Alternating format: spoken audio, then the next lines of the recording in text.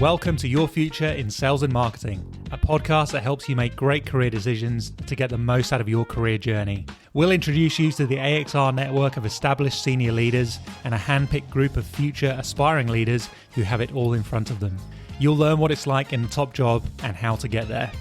Your hosts from AXR's specialist sales and marketing recruitment team will also land bonus episodes for you on how to work with recruiters, write a resume, and smash an interview, as well as our very popular market updates. It's the podcast that has it all. You can't get this career advice anywhere else.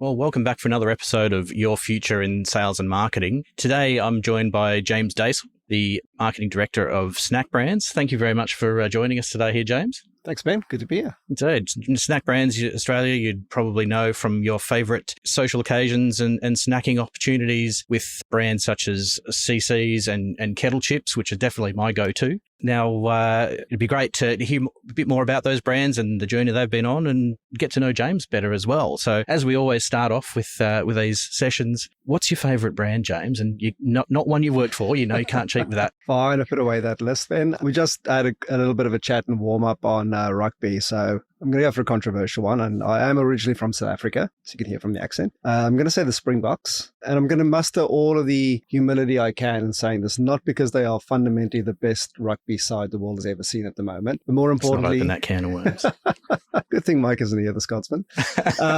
But more importantly about what the brand represents. So for those who do know the backstory of the Springbok brand, it actually always stood for division, racial segregation, and the old dark days of the country. And in the 90s, under the leadership of Nelson Mandela, he decided, very controversially at the time, to keep the Springbok brand. And fast forward to today, there is nothing more unifying in that country than the Springbok brand. I was just over there for holiday 2 weeks ago, visiting family, and everybody, doesn't matter what race, religion, creed they're from, they're all walking around with green and gold. And when the national anthem plays, when everybody's together watching a game, you get goosebumps. Everybody stands up. It's a solemn moment and people just sing the anthem together. So for a brand to not just stand for something special, but to literally change the course of a nation, it is something spectacular. And I think if anybody wants to get familiar with the story and they're not rugby fans, there's a cool movie for that. It's called Invictus. It's a Matt Damon and Morgan Freeman movie that tells that story quite nice. So you might know it. Very much so.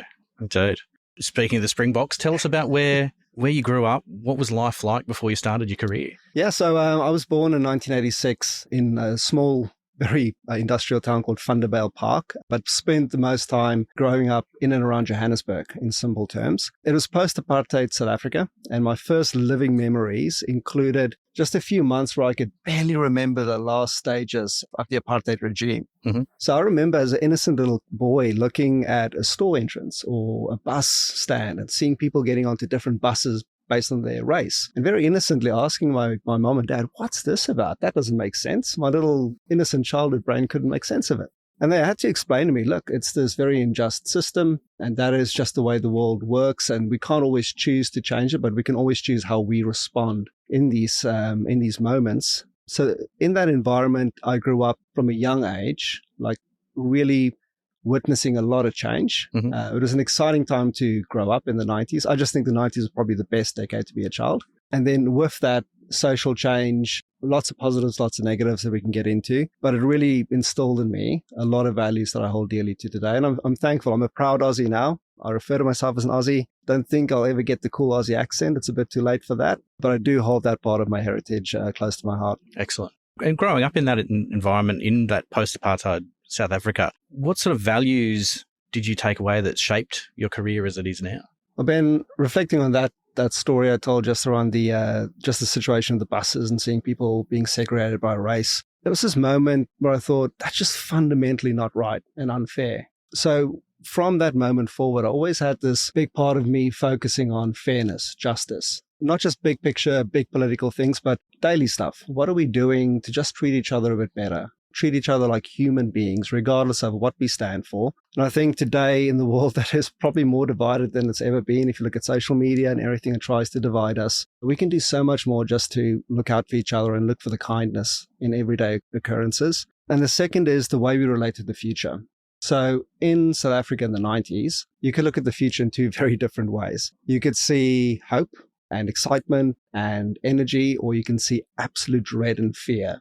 And I saw both camps of that. I saw people who every day would just confess, this is the end of the country. It's going to go south. This place is falling apart. And I saw people who were optimistic, were trying to build something. So at a young age, I decided that's going to be me. I'm going to be a builder. I'm going to be someone that tries to build a better version of the future and a better version of myself. And that's sort of what propelled me into driving and building a career. And growing up wasn't easy. I had loving parents. They cared for me deeply, but they were a South African version of a Bachelor family. We didn't have a cool name for it over there. But growing up was tough. Money was very scarce. We moved around. On other occasion, I thought, gosh, we wouldn't have somewhere to live because we're just getting kicked out of rental homes. There's no money to pay the bills.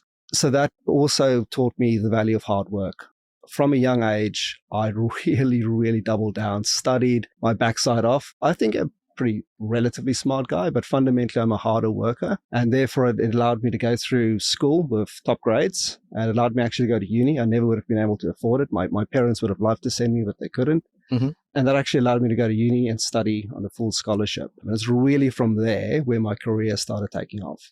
Excellent. Well, that's a good segue into your career conversation as well there. So walk us through your career journey and what those early days looked like. Well, I was studying at the University of Johannesburg. Shout out to the University of Johannesburg, the best university in all of Africa. I don't know if it's currently, but it used to always be referred to it as that way. I just finished my bachelor's in marketing. Fortunately, I picked the right course right away. I picked marketing going into uni, loved it from day one, didn't have to switch courses or electives, so that worked out well. And I was about to start my postgraduate degree. And at that stage, a company called Clover Industries contacted me out of the blue, said, look, we're reviewing candidates for scholarships. And you came up and we got your details from the university. We'd like to offer you a scholarship to further your studies and do a postgraduate degree. So I told them, oh, that's awesome. Thank you. That's very kind of you.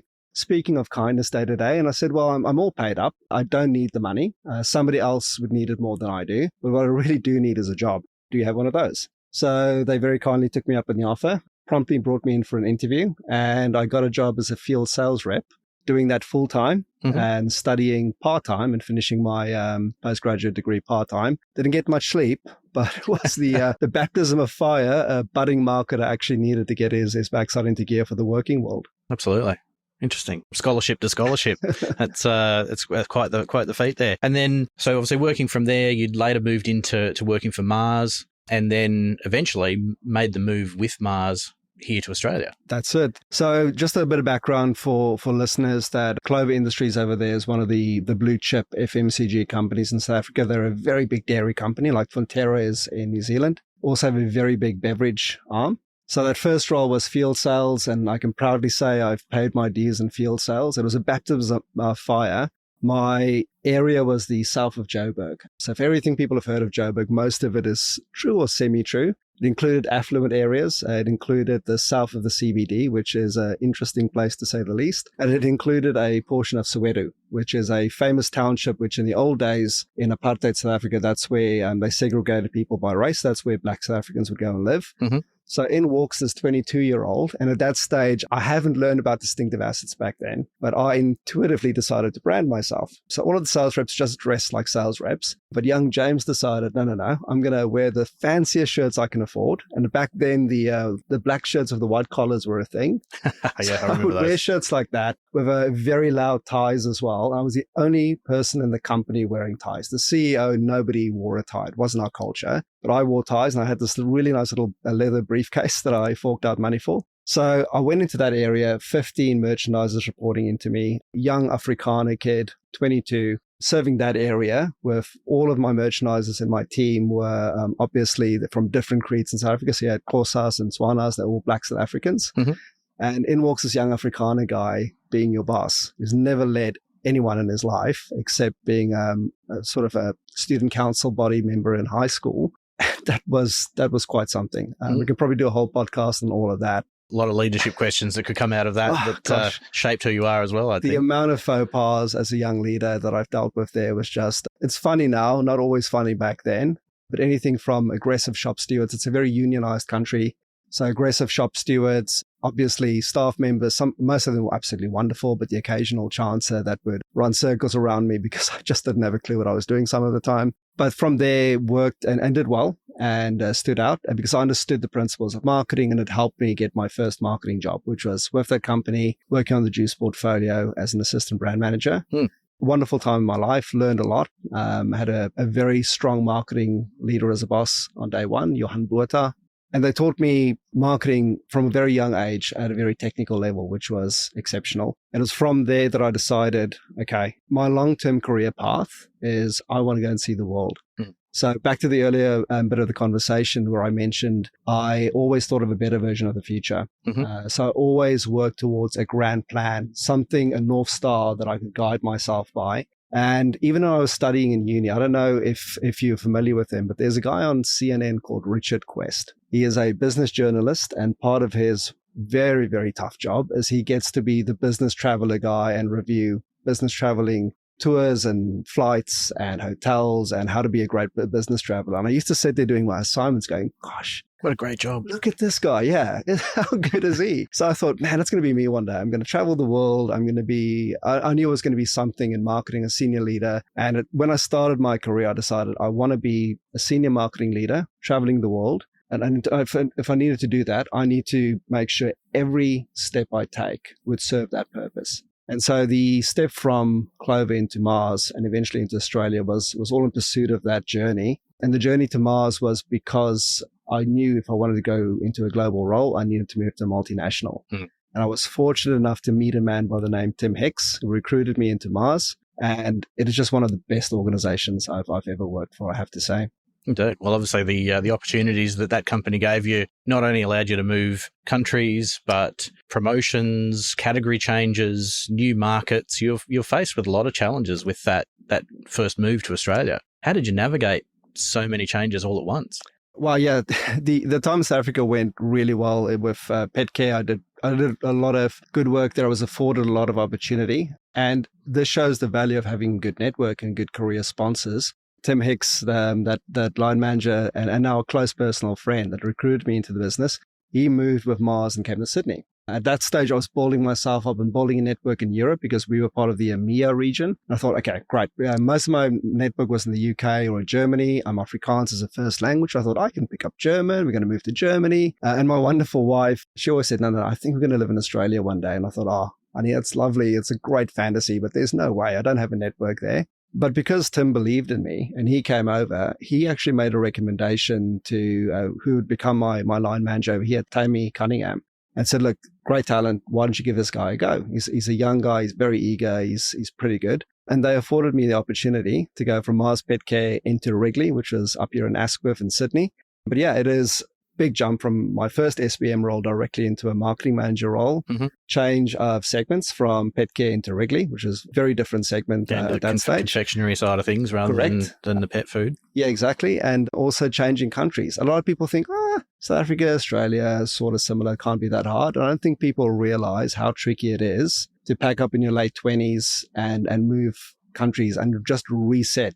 Everything resets. All of your finances, your small cultural nuances. You have to just learn it all. So it became part of this theme that had been building up in my career at that stage of a steep learning curve. And I firmly believe all of us should never pick comfort. We should pick the things that scare you and challenge you to learn very quickly. And that jump across it's not across the ditch, across the ocean, all the way to Australia, it was a dream come true. I still think Sydney has got to be the best place on planet Earth to live. I truly believe that. But working in a company that believes in you, having career sponsors that can help you open the right doors and afford you an opportunity that you wouldn't have been able to afford on your own. And then also having the ability to go and learn and be willing to pay the price to do that. Because the other thing we never talk about is making these career moves are wonderful, but there is a price to pay. You and your partner have to decide it's packing up, it's saying goodbye to family, it's incredible amount of admin, there's a lot of time. And in our case, we had to move like this. The company wanted me over as soon as possible. So in about a month or two, we'd only gotten married, so our parents were all excited, are they going to give us grandchildren? What's going to happen? And they were like, no, sorry, we're out of here. And I remember the day we went to tell my parents we went to visit them. And I said, Mom, Dad, I have news. And I could see in their eyes, they thought, because we'd been married for about 3 or 4 months, I thought they were going to say, grandchildren on the way. And I told them, we're moving to Australia. And my mom was busy cutting some bread. She just dropped the knife going, what, you're joking? And it was tough. And saying goodbye to them was exceptionally tough. And you come over, you restart your life savings, your finances, everything. But it was all worth it in the end. We were willing to pay that price. I have a tremendously supportive wife, Roxy, and she's always been my number one cheerleader in everything I do. But you cannot do these things without the right support. Absolutely. Being surrounded by the right people, the right partner, and then obviously the network that you had overseas that led to the successes that you had whilst you were here, it all adds up to the right formula for success overall. Obviously, you had a number of promotions whilst you were at Mars there as well, and ended up working dedicated in innovation. I spent some time in that, but then headed to Suntory as the head of hydration. That's correct. So looking at innovation into that role, do you look back and think of yourself as more of an innovation specialist or more of a generalist marketing leader now? I believe, Ben, that every career experience is part of a jigsaw puzzle. You sort of build this eventual portrait of yourself in your career. And I think they all serve a purpose. Up until that point, everything in my career has really positioned me to be a marketing generalist. So looking after the full marketing mix, the full P&L, really thinking like a mini GM. Innovation was always part of the mix. But when I took that role with Mars Foods, my third segment in Mars, which I was very fortunate to almost work on all four of the big segments, it was a turnaround role. It was more of a project role. Didn't have an enormous amount of direct reports. So I had to influence without authority and really focus on helping rectify what was at that stage a pretty broken innovation process. It did afford me the opportunity to get really good at innovation, but I've never really seen myself as a specialist in innovation because I firmly believe the best marketers in FMCG are the ones that think total business. Because if you can look beyond a very specific discipline, I do think there is a time and place for that as well. But if you want to grow into a senior leader, you have to become more than a specialist and you have to think wider than certain skills. But innovation is such an important part of our industry, isn't it? Oh, absolutely. Indeed. So looking at your career overall, you've really been on the fast track there. Now, first stepping into your marketing director's role at the age of 37, I'm sure a lot of people would love to see that trajectory throughout their career themselves. What are really the core principles or those standout moments that you think led to success so early on? There will be a couple. The first one, Ben, is a lifelong belief in building for tomorrow, building an optimistic version of the future. We can sometimes feel we don't have agency over our careers, over our personal lives, that life is happening to us and not for us. But it's when I decided in my childhood years that I'm gonna really work my backside off, and if I'm not going to be the smartest, I'm going to work the hardest. If I'm not going to be the fittest, I will just be the one that endures the longest and keep on showing up. So this version of working for a clear vision of the future always helped me. And then secondly, it's been the principle of always being consistent. I think willpower always runs out. I'm a very rah-rah, 110% kind of guy, like channel my inner Tony Robbins and really go with full gusto if I do something. But even for me, willpower runs out of steam. So if you depend on willpower, you're kind of guaranteeing that you will fail. I think one of the reasons I've managed to maintain this steep trajectory in my career and get to a point in my career that I probably didn't think I'd get to until I was in my mid-40s perhaps, was through perseverance and consistency. So I always thought, what systems was I putting in place to enable me to keep on showing up consistently, whether I feel like it or not, whether I'm having a good day or not, whether I feel my career is on fire, whether I felt my career is in the gutter, like how could I keep going? Mm-hmm. And then also the company I kept and then the people I surrounded myself with. And it's something I think about a lot. I don't know who to attribute it to, but I've heard a saying that you are the average of, I think, the 7 people you spent the most time with. Probably could be any number, but that couldn't ring more true for me. The 7 voices in your life, whether it's internal or external, in your workplace or your personal life, how is that shaping you and how you show up? And I think throughout my career, I've actively sought out the right 7 voices to guide me for every stage of the journey. And I think through those principles, and just to be honest, very hard work and high learning agility and never giving up is probably part of the mix of where I got to where I am. Absolutely. Yeah. I mean, the further up you get in your career, obviously stakeholder management becomes more and more important, how you directly influence those around you, perhaps those 7 voices at times. But you've had quite a diverse experience there working for South African companies, German, Japanese, and American. How would you describe the difference in stakeholder management and influencing when you consider the cultural differences? I wouldn't underestimate that at all if I was anyone listening. The company you work for, the culture that company is set in, matters. I think we sometimes lose sight of it in a westernized business lens, thinking all companies are more or less the same and there's a right version of corporate culture. There's no such thing. A South African company and a German company and an Aussie company and a Japanese company are vastly different in how they are wired. I have endless anecdotes of snafus and great lessons that I've learned along the way. But I was fortunate enough that early in my career, I read a really good book by Erin Meyer called Culture Map. So she basically traveled the world and was, I believe, a career coach to a lot of senior business leaders. And she mapped relatively how all cultures sat on certain scales relative to one another. And I always had that in the back of my mind as a bit of a North Star to go, ooh, that's an interesting principle. So I was always switched on to that idea that every culture would be slightly different. And in some cultures, I thrived. And in some cultures, I did okay, but it wasn't my favorite. But I always learned something. Excellent. Yeah. When you look at it in a country like Australia, where we're so multicultural, when you could have a melting pot of people in one business, being able to switch between those different nuances of cultural complexities, I think could be a very good skill to have. Yeah, absolutely. Great to be able to talk about your career and how you've got to where you are now, obviously marketing director at SnackBrands Australia. Let's dive into that a little bit more deeply though. So talk about the scope and scale of your current role. And I count myself lucky. I've worked on fruit juices. I've worked on confectionery brands like Skittles and Starburst, and now I get to work on chips. So if I could tell 10-year-old James, this is what you're going to do for a living one day, he'd be thrilled.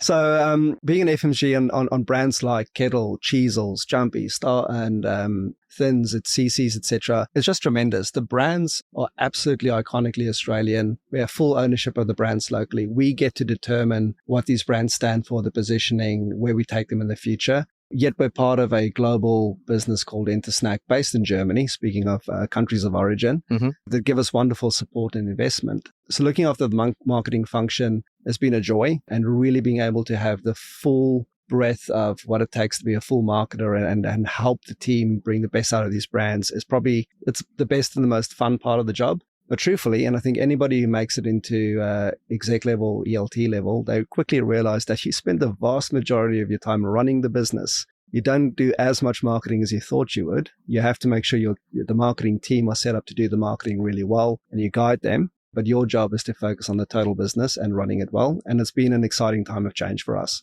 Absolutely. So when you look at the roles that you've had in the past at Mars and Suntory, how has that set you up for success working in this business? So far, I struggle to think of many companies as good as Mars in developing their people. And you can play this fun game. You can go to any ex-Mars associate and go, quick, name me the 5 principles, and they'll all be able to do it. It's an authentic company. It's family-led, but they really develop talent well. For example, in Mars, one of my greatest experiences in my career was after that move we just discussed when I moved over to Sydney. I was in the country for 6 months as a marketing manager, my first marketing manager role, and I got the opportunity to become part of a global team to work up a global confectionery strategy. So at the time, Wrigley was very good at selling gum and mints, high margin business, always the category leader, renowned for it, always very close to the top of the Advantage survey. But confectionery, by anybody else's standards and our normal business standards, we'd go, it's a great business model. But over there, it wasn't the most popular business model. It wasn't nearly as profitable or easy as gum and mints. So the Mars family said, look, we need a global approach to grow it because every dollar is incremental. So they brought the best and brightest from all over the world. Seasoned marketing directors, vice presidents, global brand directors, incredibly talented people. And they give me the opportunity to represent the APAC region as a young marketing manager from Australia. So here I go, flying around the world, going to Munich, going to Chicago, going to Guangzhou,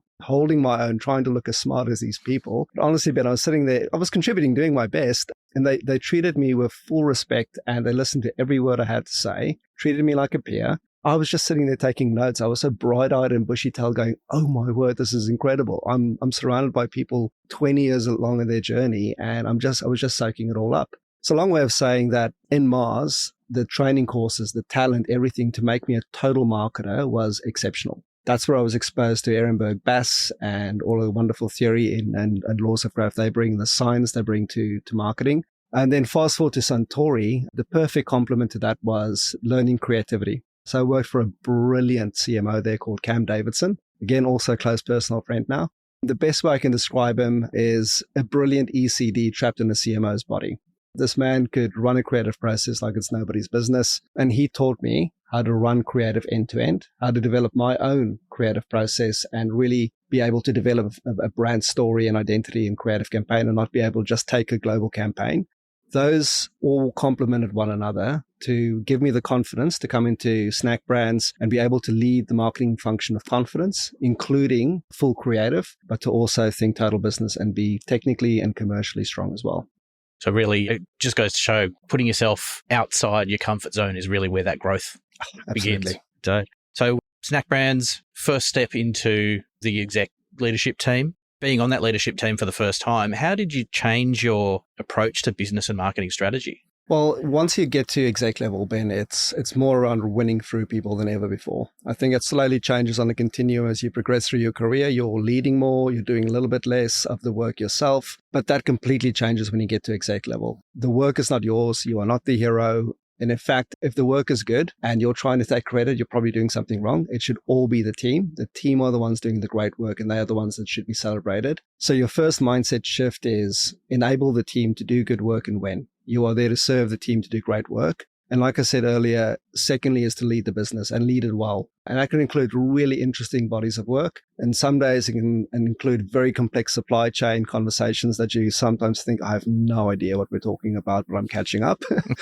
All of that just to make sure that the business is fit for purpose and your planning horizon changes. It is long term. You are thinking in 5-year horizons, not the next quarter or the next 12 months. But what are we doing as a business to make sure we are going to be competitive and winning in market tomorrow? And especially in our business at the moment, given the changes we've been through and the investments we've been making in local manufacturing and in our brands. Okay. You mentioned just then, obviously, that it's all about the people that work for you, your team. Once you do get to that exec level there, how do you connect those people to the business strategy and make sure that they're on the journey with you? Yeah, but I think every senior leader should remember you are always on. Everything we do is monitored and is noticed. The smallest throwaway remark that you think means absolutely nothing can be overanalyzed by somebody in the business as a big statement or something said between the lines. So I've really practiced, and look, I don't always get it right, but I've practiced always thinking very carefully when I share information in the business. It should be an always-on process. It should mostly be seamless. And it's a combination of formal forums like conferences or large format gatherings, but also efficient dissemination of information. So if we have a quick decision made at an ELT meeting, immediately disseminating that information through email or another efficient means. It doesn't always have to be a town hall or a big chat, but it's your job to update the business. And if you're on the ELT or the exec, and if the business doesn't know what's going on, it's on you. So it's the sort of thing you should carry at the back of your mind going, it is your responsibility.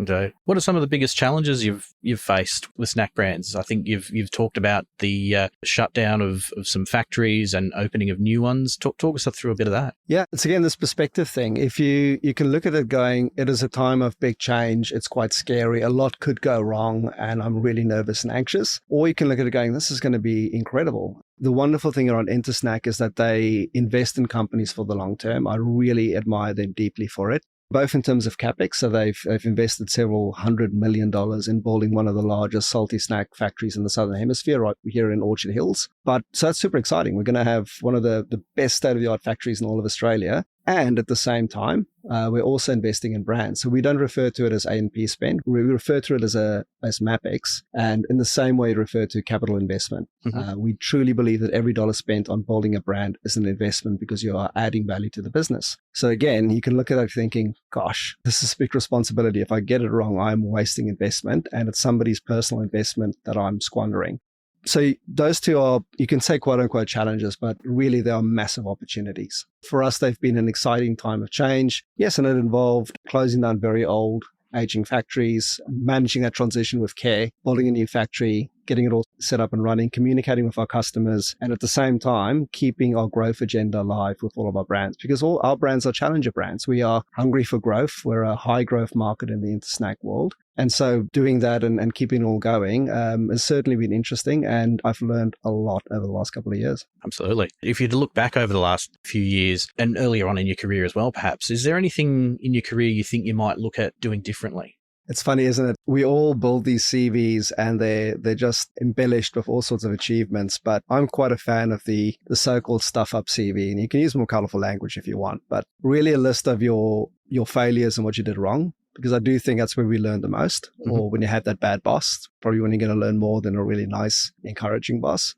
I have too many to share in one podcast, but I think it always comes back to certain themes, Ben. The times in my career where I failed and where I came up short was probably for two main reasons. One was when I made it about myself and not the company. And then when you selfishly put your own ambition or your own agenda ahead of what's the right thing to do for the company. And then the second is when you lose sight of the consumer. When we get so engrossed with decision making or how to get this project through the next gate meeting or present something that the board will approve. When you do that, you completely lose sight of what's going to happen in the market and you are guaranteed to fail. So moving back, it's probably a long list of events I would change, but those are the themes. And to just illustrate the point, when I was at Mars Pet Care in South Africa, things were going awesome. One of the main briefs for me at the time was to relaunch the Whiskers pouch range. So Whiskers, same brand as we have over here in Australia, used to be number one over there, but fell behind the Nestle competitor, Friskies, by a lot. So did a lot of work and analyzed the whole marketing mix. Literally everything from product quality to packaging to supply chain to the whole way we cost and distribute the product in and of itself. The marketing mix, the communication mix, promotion strategy of customers, everything was reset. So we were ready to go. I did this big presentation to the leadership team at the time. They were buzzing. We would aggressively grow share. We were ready to invest heavily, and we actually improved margin at the same time. We managed to take cost out and make a better product that can sell better. It was a dream come true. So I sat there going, I'm on fire. This is excellent. How good am I? Right before launch, our very wise R&D team told me, look, James, we haven't done a sufficient transport trial. The shelf-ready shippers we've designed, they take a lot of cost out, but we don't think they're going to work. We have issues with the stability. And I already made this big promise, and I thought, no, I'm going to look like a loser now if I go back to the leadership team and backtrack. So being quite eloquent, I just confidently basically depended on hope as a strategy and said, it's all we're going to do. Fine, guys, don't worry. Went to launch, big activation, and guess what happened on the first week of launch?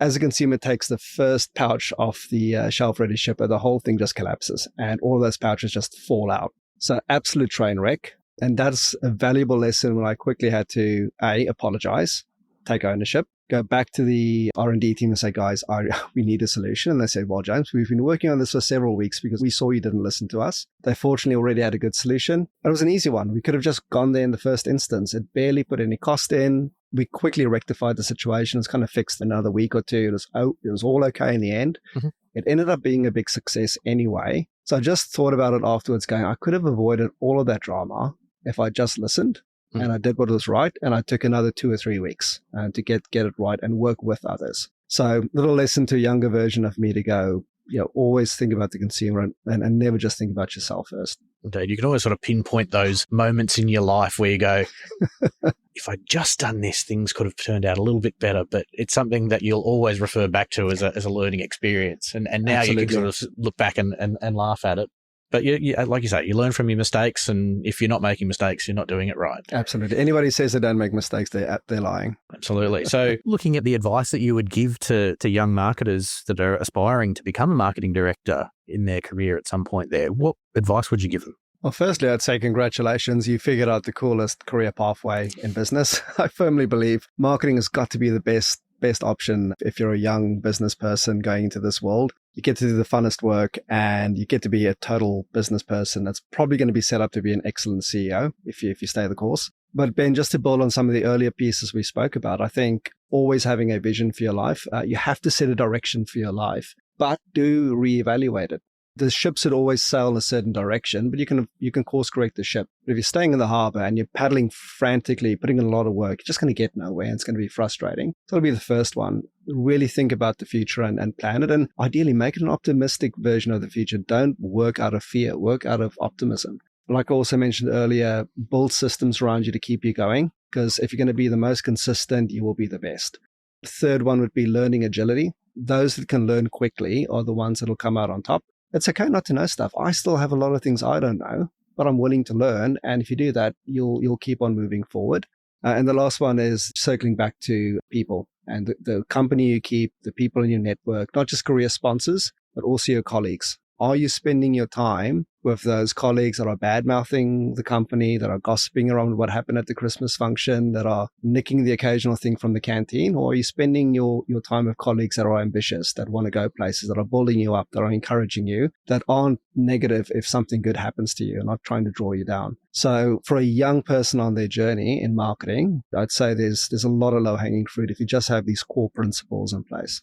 Surrounding yourself with the right people, I think, it's something that we should all learn from an early age there, even from school age, making sure you're in the right friend circle there, and then surrounding yourself with the right people in business, having external mentors, so that if you don't have, obviously, that learning capacity within the business, you've got someone external to keep you driving. Continuing to educate yourself, I think, is something that's really important there as well.